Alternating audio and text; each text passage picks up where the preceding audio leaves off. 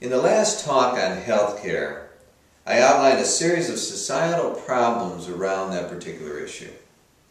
As an example, in regard to the 33% of unnecessary doctor visits, that's 33%, I'd ask people to consider, well, not being wimps. Oh, and I'd convene a panel of doctors to come up with common ailments and their symptoms that you don't really need a doctor for. I'd then instruct the Surgeon General's office to collaborate on making a highly creative documentary about all this, maybe starring Kevin Costner or somebody, that would be shown in schools and town forums and primetime television spots. One documentary interview could be with, say, an older gentleman we met in southern Ohio on a campaign stop. While talking about health care, he said to me that when he had the flu as a kid, his mother would give him chicken soup and, I'm sure some of you remember this, a hot toddy drink.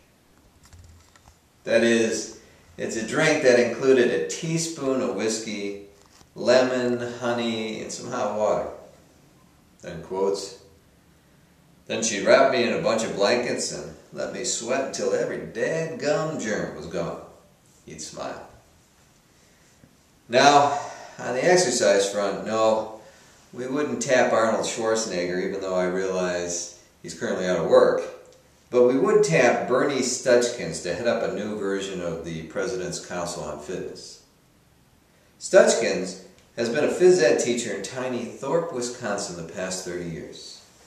On a campaign stop in Thorpe, Stutchkins told me he believes a big problem in America is when we got away from the small family farm.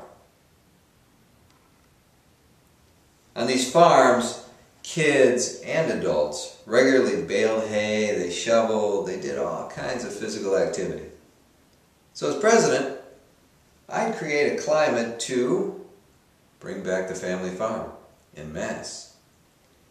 And for the kids still not on the farm, Stutchkins recommended there be 2 or 3 PE classes a day at school, including not just dodgeball and things, but exercises that last a lifetime. Whether that's bicycling, canoeing, running, walking. Now, how do you actually grade walking, I'm not sure, but now as far as the problem about doctors being worried about being sued, so they see everybody for every little thing, I'd ask the American public to take a page from the Amish culture. On a stop in Holmes County, Ohio, we learned the Amish never sue doctors because they believe, are you ready for this?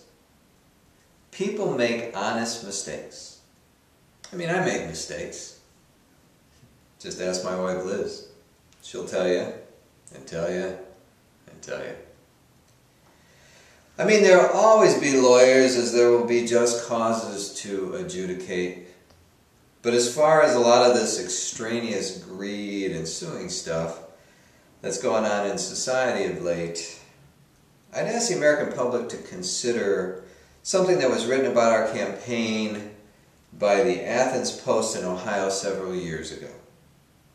In quotes, "Schriner has a strong belief that the country's problems can be solved with decency and common sense." And I do. Oh yeah, there's one other thing.